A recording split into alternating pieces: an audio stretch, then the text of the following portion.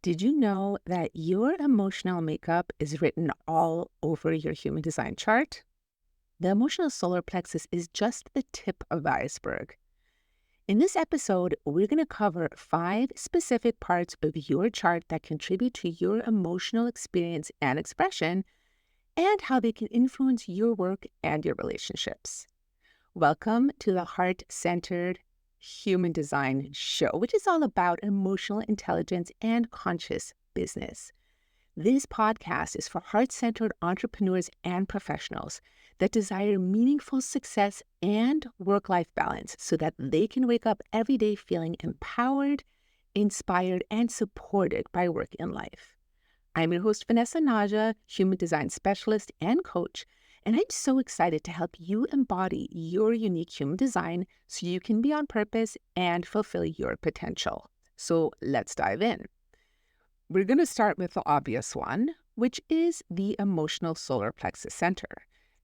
Regardless of whether you have this center defined or not, you're all human and we all have emotions, and especially those reactive emotions. When something amazing happens in your life, you're probably going to feel pretty happy or good about it. And if something terrible happens, you're going to feel a different way. And it doesn't matter if your solar plexus is defined or not, this is going to show up for you.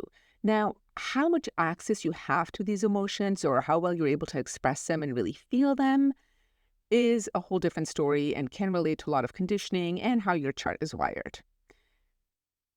If your solar plexus is defined, and if you're not sure about this, just make sure to have your chart available. And I have lots of episodes in season 1 that go into the nitty-gritty details about all of this. If this is all new to you, you might want to review that.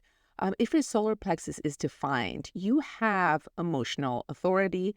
And in addition to your normal human reactive emotions, you also have an emotional wave. And this is just part of your chemistry. Your emotional wave is going to be moving regardless of outside circumstances. Sometimes you're going to feel up, sometimes you're going to feel down, sometimes you're going to feel neutral. And understanding how your wave works and really tapping into where you're on your wave can be so beneficial. And remember, with the defined solar plexus, it's also important to wait out your decisions until you've reached a point of emotional clarity.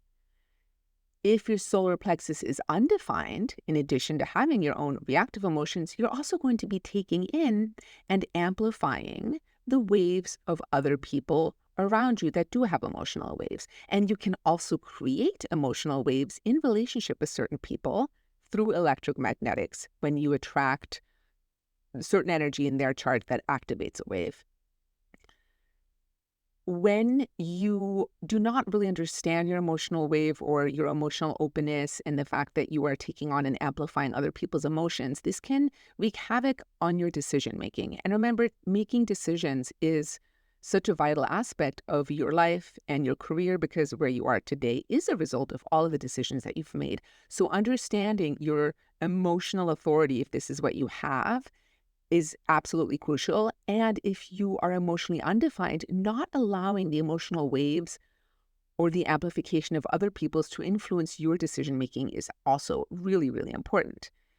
This can show up in business and in your relationships in a couple of ways. So again, if you're defined, if you have a defined emotional wave, there are going to be certain times where you are crashing on your wave. And that can be cataclysmic. I have the type of emotional wave that when my wave crashes, it crashes hard and it can be really, really explosive. And in the past, I have made horrible decisions. I have ended relationships inappropriately. I have really exploded on other people. And the thing with your emotional wave, like when it resets, you might feel fine, but the people that you exploded on are not going to feel fine about it. So this can be really detrimental to relationships and also in business. Like if you're having an emotional wave crash and you don't know that it's coming or you don't know how to handle it and you blow up over some big thing, this can really wreak havoc in your business and in your career and your job. If you are emotionally undefined, this can show up as not asking for your needs to be met or not asserting yourself because you are avoiding truth or confrontation with somebody else when you are noticing or feeling in your body that they are down on their wave. And or you might make decisions that are trying to keep other people happy because you don't want to feel their emotions if they are down on their wave. And if you think that something that is a decision that is correct for you is going to impact them negatively and you want to avoid that, you may not make the correct decisions for you. So understanding your solar plexus configuration is really important in knowing how to make the best decisions and all aspects of work, life, relationships, and business. The next area we're going to cover is your human design type.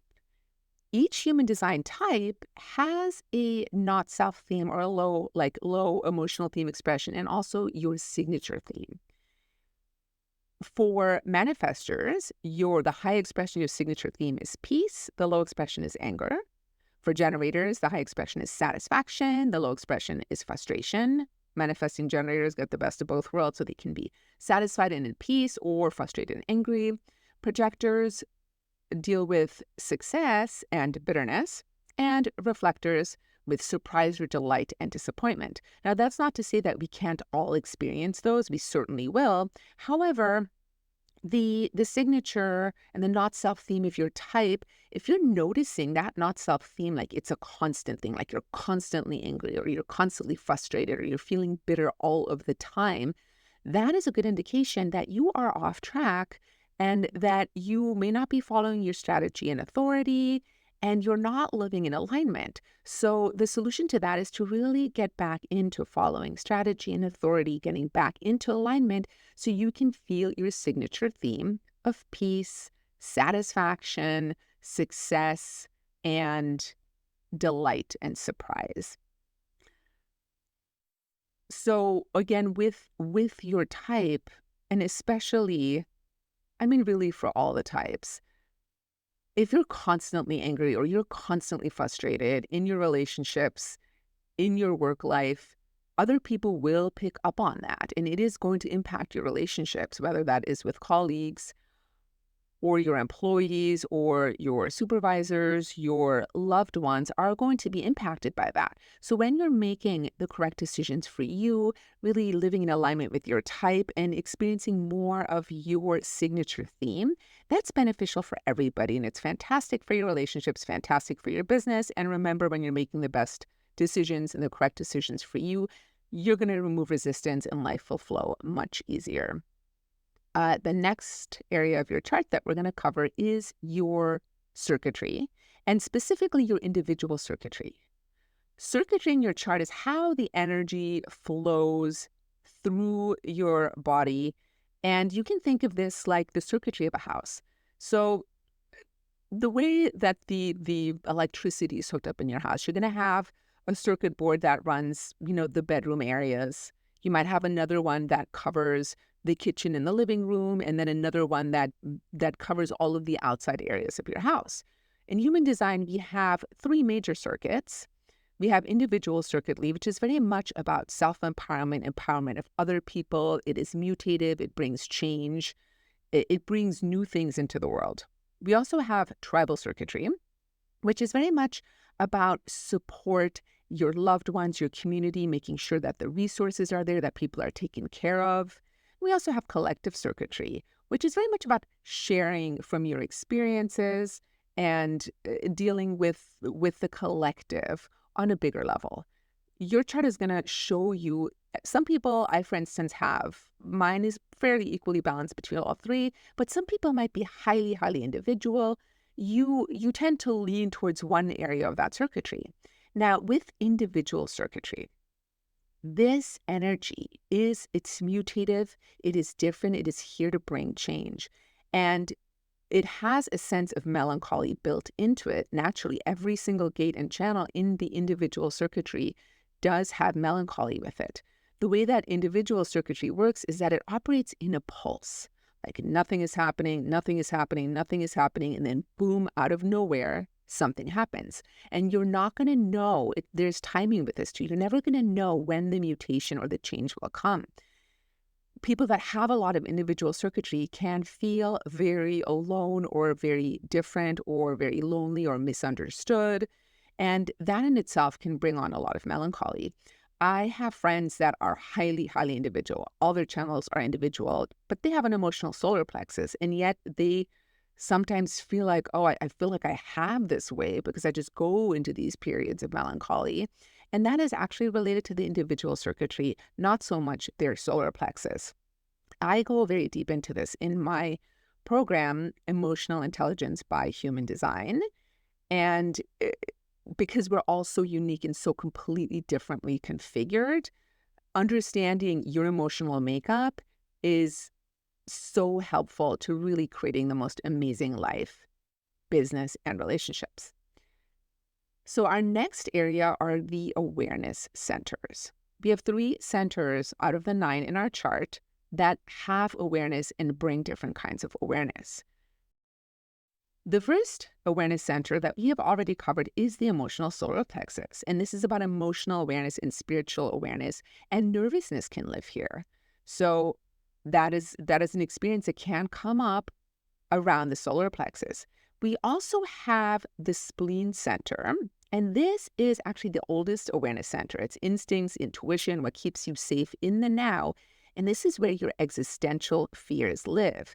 The fears of being inadequate, fears of the future, fears of the past repeating itself, fears of responsibility, of imperfection, of getting it wrong, and also of there not being a purpose to life. And these fears are very existential, and they can really impact your life and your business in ways when you do not recognize these fears and let them run the show and make your decisions for you. Because a lot of these fears are very much just about things that you are meant to overcome. You're meant to feel those fears and do them and go through the process anyway in order to overcome the fear. So this can be very confusing when you let these fears influence your decision-making strategy. And particularly in business, when you have to do something scary for the first time. Maybe you are posting going live on Facebook for the first time, or you are starting a podcast and putting it out there. That can be scary. Public speaking is one of the absolute biggest fears, and it can feel like it's going to kill us. And yet it is not actually going to kill you. And in order to get over the fear, you just have to do it. You have to allow yourself to feel the fear and do it anyway. The last awareness center is the Ajna Center, or in BG5, the business application of human design. We call this a conceptualization function. And this center is actually where anxiety lives. There can be a lot of anxiety about our opinions, or not having the right ideas, or not being able to express what we know. And again, there's a lot of overthinking in this potential for overthinking in the center as well. And this is a very common place that interferes with your actual authority or the correct decision-making strategy for you. Because remember, making decisions from the mind isn't correct. Our minds can be very limited, and they don't see all potential aspects, and they want to be certain about a decision. And this can really influence how you make decisions. So remember, it's so important to always go back to your strategy and authority. And even though sometimes your authority will make a decision for you that seems not logical or that doesn't make sense, it's still the correct decision for you. And oftentimes you don't see why it was correct until you look back in hindsight.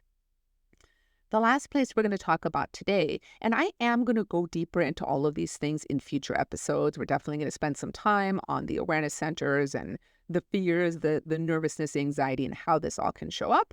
But today we're going to keep it to this. The last one we're going to talk about are the shadows and distractions in your chart. And these show up in the undefined parts of your chart. So any part of your chart, when you look at it and it is not colored in, this is undefined. And these are areas, and especially depending on how your chart is configured, and especially if you have a split, you can feel like you are missing something in that area, or there is something wrong with you. And when you identify with that, or you believe that, this can really lead you on downward spirals. We can create stories that something is wrong with us and just go into this whole place of making the wrong decisions or seeking out the wrong relationships or feeling like we need somebody else to provide that part for us. And then again, this is going to interfere with our decision making. And it is a huge area of conditioning. There is good news that all of these undefined areas in your chart are also areas for great potential wisdom as you go through your deconditioning process and you get to experience all of this energy in multiple different ways. You get to a place where you're highly, highly wise in how the energies of these areas work, and you can really help other people with what you have learned through that process.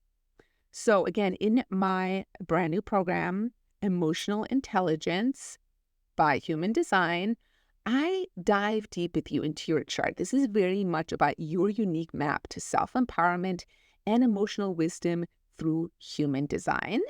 I will leave a link to it in the profile. You can also go directly there. It's vanessanaja.com/emotional intelligence to check that out if it feels correct for you.